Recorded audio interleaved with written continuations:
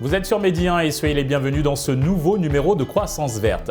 Permettre à chaque foyer d'avoir son propre jardin et rendre le secteur de l'agriculture accessible à tous, c'est l'un des objectifs que s'est fixé une jeune start-up sénégalaise spécialisée dans la culture d'épices bio.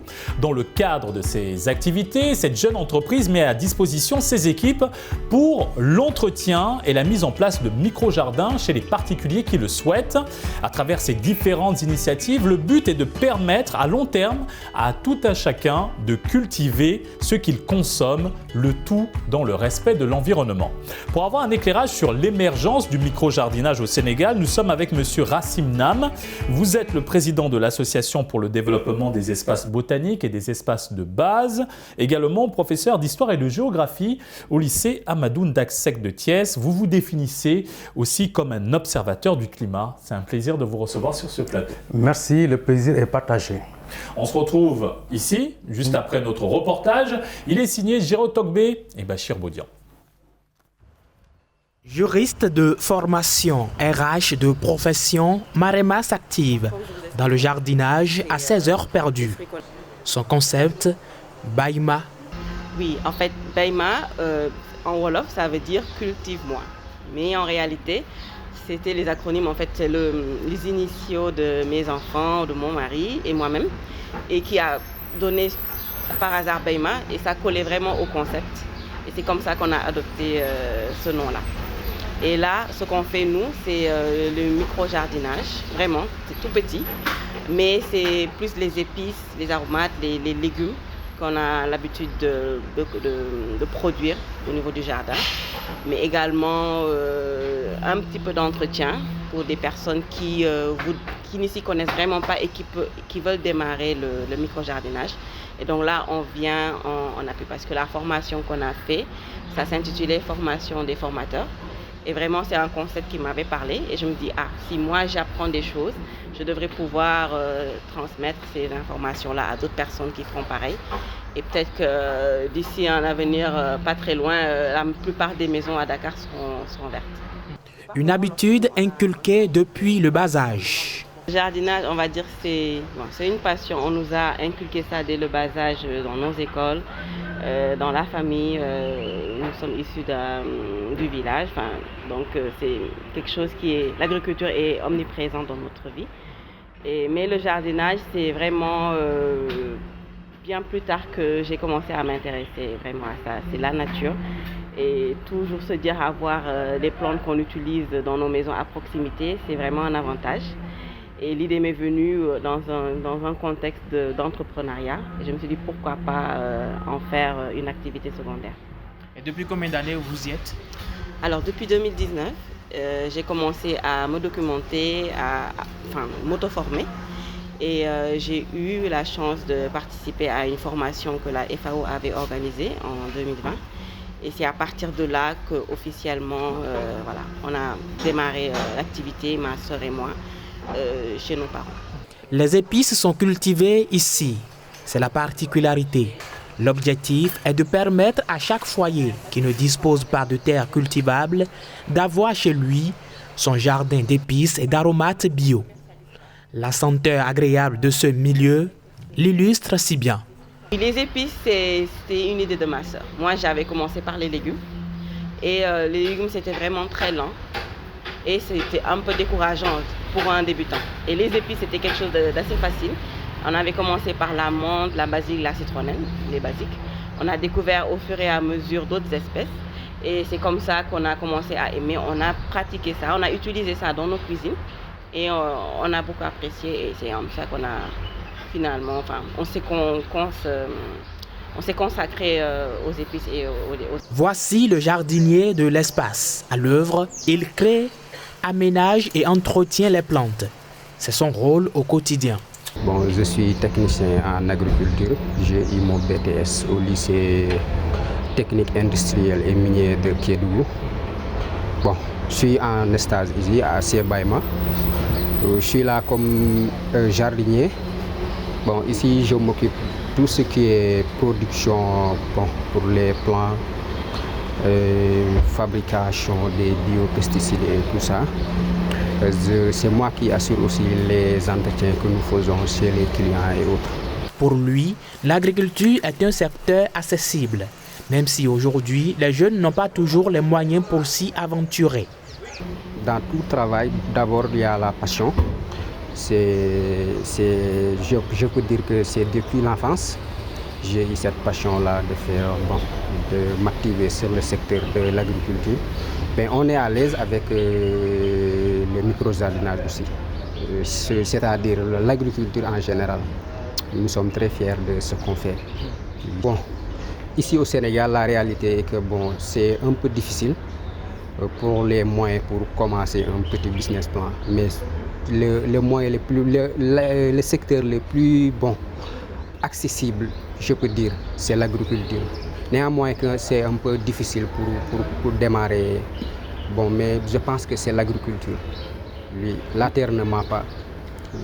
Chez Baïma, une logique entrepreneuriale est aussi mise en exergue.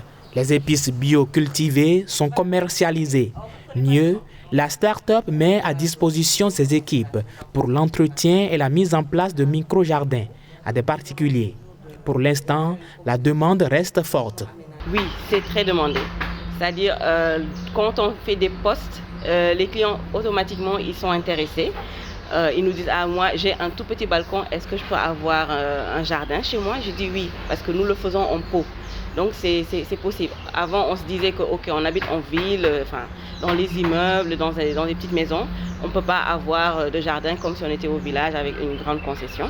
Mais en réalité, on s'est rendu compte que oui, avec les pots recyclés, avec très peu de moyens, on arrive à avoir des épices à proximité et qui sont de meilleure qualité parfois que ceux qu'on trouve sur le marché.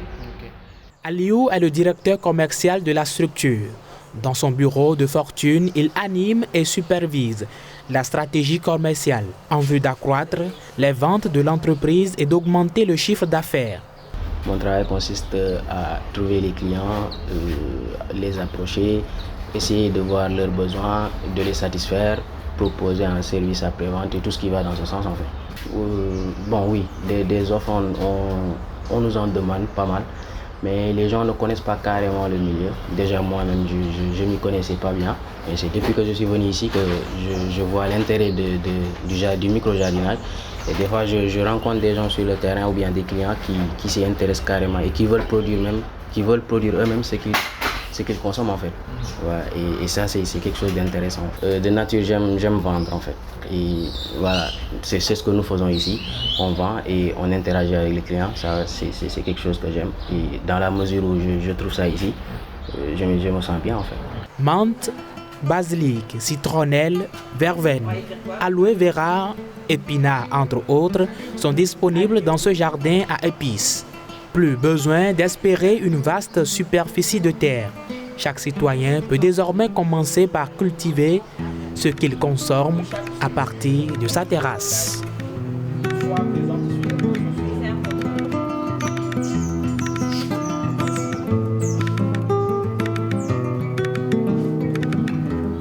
Retour sur le plateau de Croissance Verte et nous sommes avec Monsieur Rassim Nam, président de l'Association pour le développement des espaces botaniques et des espaces de base, professeur d'histoire et de géographie au lycée Amadou Ndak Seck de Thiès et observateur du climat. D'abord, Monsieur Nam, un mot sur ce reportage et les différentes initiatives que nous venons de voir.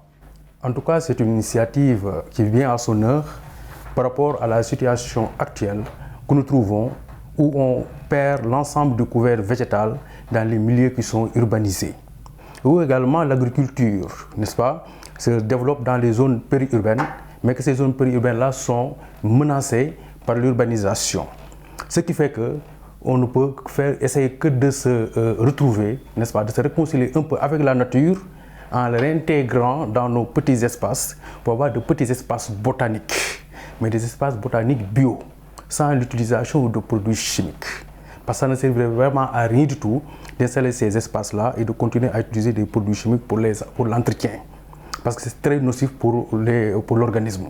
Donc ce qu'il faut vraiment, je salue cette initiative-là, et ça peut se rentabiliser et ça peut donner aussi des idées. Voilà, donc aux jeunes... d'idées, selon vous, quels sont les principaux avantages de disposer d'un micro-jardin bio chez soi? Mais déjà, c'est un label. Un label qui permet de pouvoir revitaliser encore les corps. Parce que nos corps, nos organismes sont très menacés par rapport à ce que l'on mange, par rapport aux produits finis, aux produits, n'est-ce pas, industriels que nous prenons tous les jours.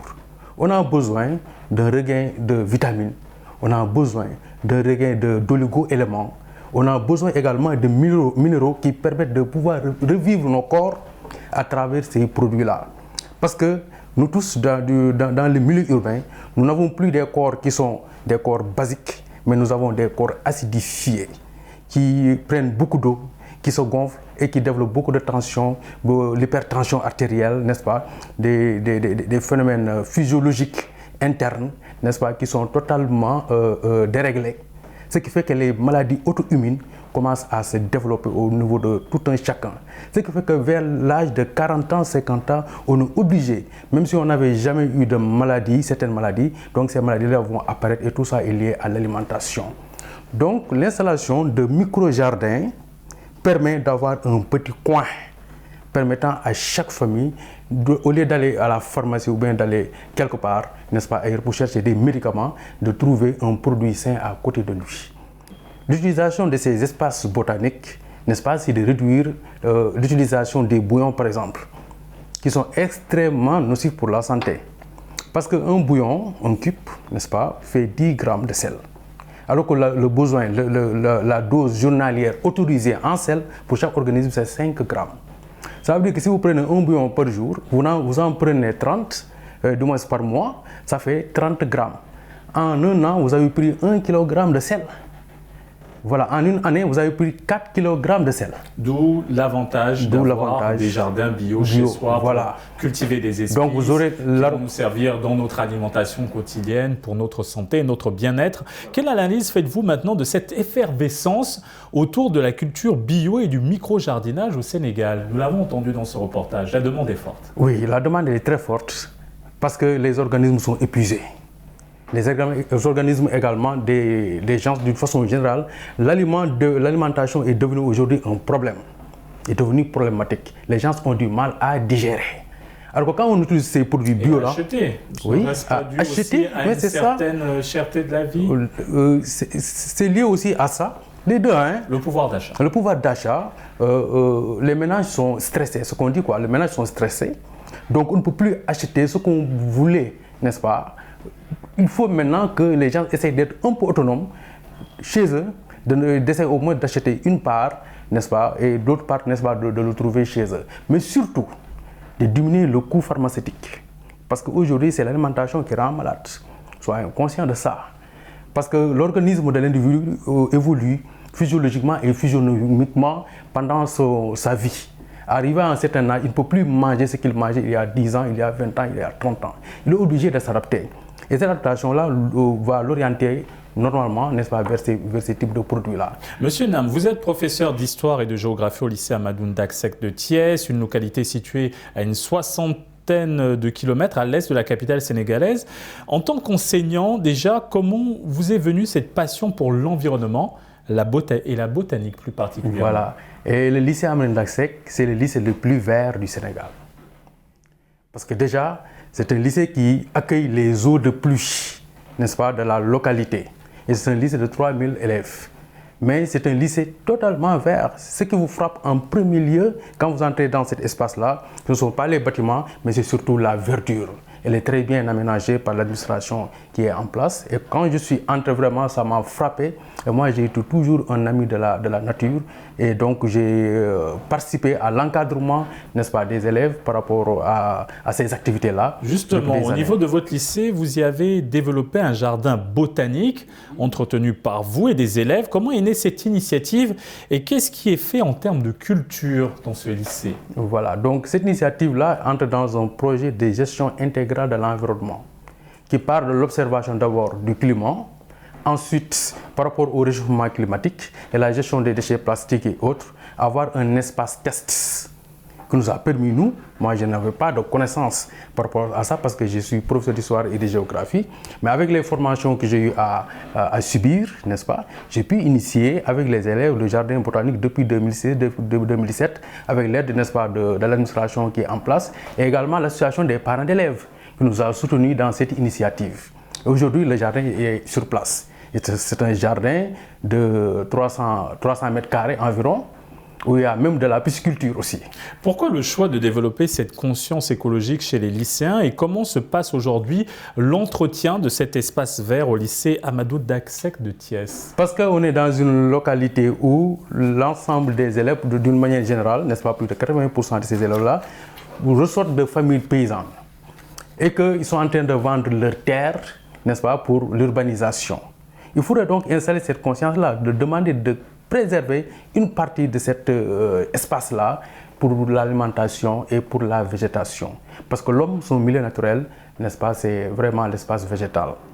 Comment développer davantage la conscience écologique chez les jeunes et plus particulièrement dans les établissements scolaires au Sénégal? Voilà, c'est en essayant d'installer ces types d'activités-là.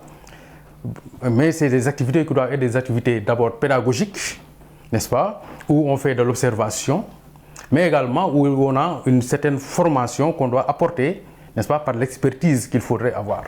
Voilà. Et à ce niveau-là, lorsqu'on a mis le jardin en place, on l'a géré avec les élèves, mais aussi on a trouvé un technicien supérieur, n'est-ce pas, qui est venu, qui est dans le jardin, n'est-ce pas, qui nous conseille, n'est-ce pas, par rapport à la gestion du jardin et par rapport à ses orientations. En dehors du cadre scolaire, à votre niveau, quelles sont les actions que vous menez pour sensibiliser la population sur l'importance du jardinage et du consommé local? Voilà. C'est pourquoi maintenant, comme on a atteint nos objectifs au niveau du lycée, on s'est dit qu'il faudrait qu'on sorte de l'espace scolaire pour aller vers la population.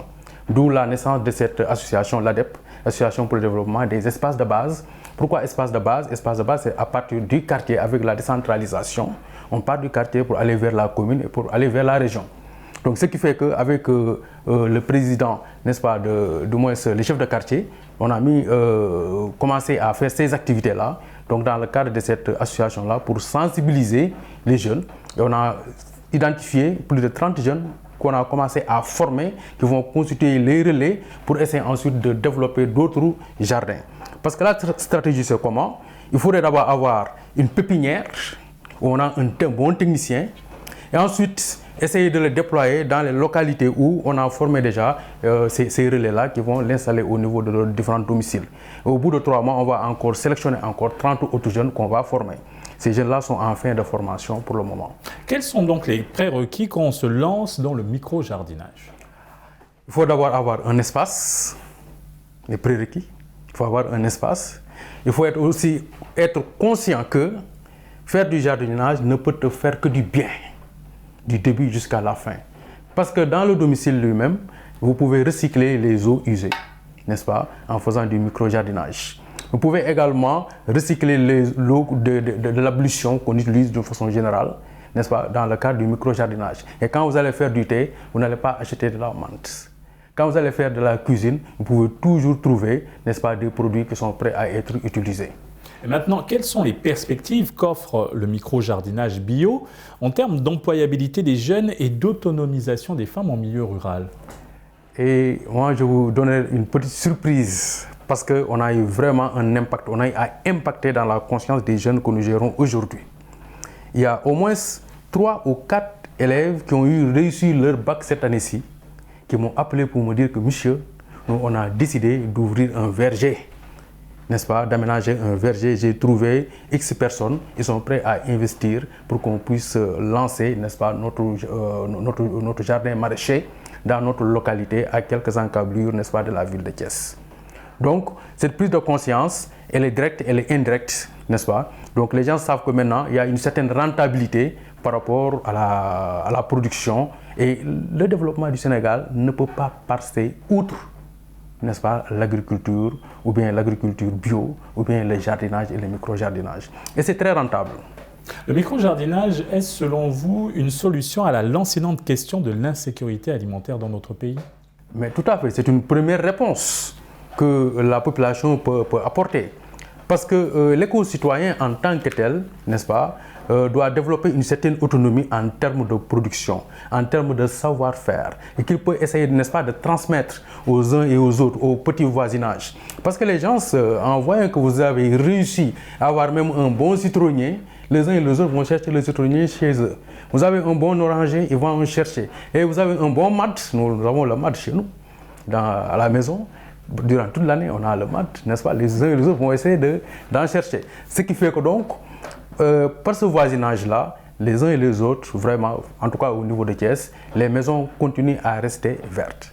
Focalisons-nous maintenant sur l'Association pour le développement des espaces botaniques et des espaces de base. Quelles sont ses principales missions et les régions où vous opérez? Voilà, pour le moment, on se focalise au niveau de la région de Thiès. Ensuite, au niveau de la région de Thiès, on va, dès le début de l'année, avoir des pépinières au niveau des espaces qui sont disponibles, c'est-à-dire au niveau de certains établissements publics, comme les écoles privées, du moins c'est les CM, n'est-ce pas, et un autre lycée. Comme ça, on va avoir là-bas nos petits jardins botaniques, n'est-ce pas, qui va maintenant polariser les maisons qui sont aux alentours à travers les élèves qui seront formés à l'intérieur de ces établissements-là. Donc des clubs vont être mis en place dans ces différents établissements-là, mais ils seront très bien formés à partir de l'observation, à partir de la pratique, n'est-ce pas? Donc ils vont également redéployer ces jardins-là à leur niveau. Quelle lecture faites-vous des espaces botaniques au Sénégal? Y en a-t-il autant ou y a-t-il encore du travail à faire? Il y a du travail à faire. Il y a du travail à faire. Mais j'ai remarqué que les vieilles personnes, les plantes dont ils ont besoin, ils font tout pour l'avoir à la maison à portée de main. Donc si les jeunes également cherchent à avoir des plantes qui les intéressent, n'est-ce pas, à leur niveau, donc ça va se développer davantage. Mais vraiment, il y a du chemin à faire, il y a des formations à faire, n'est-ce pas, mais également les moyens manquent aussi. Les moyens matériels, n'est-ce pas, pour pouvoir donc aménager convenablement un grand jardin. Voilà, parce qu'il faut la sécurité. D'où l'avantage du micro-jardinage. Voilà, d'où l'avantage. Sur un petit balcon chez soi, on peut installer de quoi faire une... Maintenant, le micro-jardinage a un petit problème, c'est le problème des rongeurs de nuit. Alors, comment le résoudre? Ah, c'est très difficile. C'est très difficile. Peut-être qu'en utilisant des produits naturels répulsifs, n'est-ce pas, ou bien en cultivant des espèces qui les repoussent, à partir de ce moment-là, on peut le préserver. Mais si vous utilisez certaines plantes, n'est-ce pas, vraiment, vous risquez de ne pas... Avec la pollution, comment préserver son micro-jardin à domicile? Vous venez de parler des rongeurs, mais avec la pollution, le changement climatique, les différents aléas auxquels nous devons faire face, que faut-il faire? Ah, mais il faut un aménagement approfondi tout simplement. Parce que les essences que vous utilisez ont chacun un objet. Par exemple, une essence arboricole, c'est pour avoir une certaine protection par rapport à la maison, une protection par rapport à la radiation solaire, une protection par rapport au vent, par rapport aux fumées et autres. Et à l'intérieur, avoir vraiment un coin aménagé, protégé, n'est-ce pas, par des moyens du bord, n'est-ce pas, donc pour pouvoir donc vraiment être en sécurité. Merci Monsieur Rassim Nam pour cet éclairage. Nous rappelons que vous êtes le président de l'Association pour le développement des espaces botaniques et des espaces de base, également professeur d'histoire et de géographie au lycée Amadou Ndak-Seck de Thiès, et vous êtes un grand observateur du climat. Merci. Et merci à vous d'avoir suivi cette émission. Très bonne suite des programmes sur Média.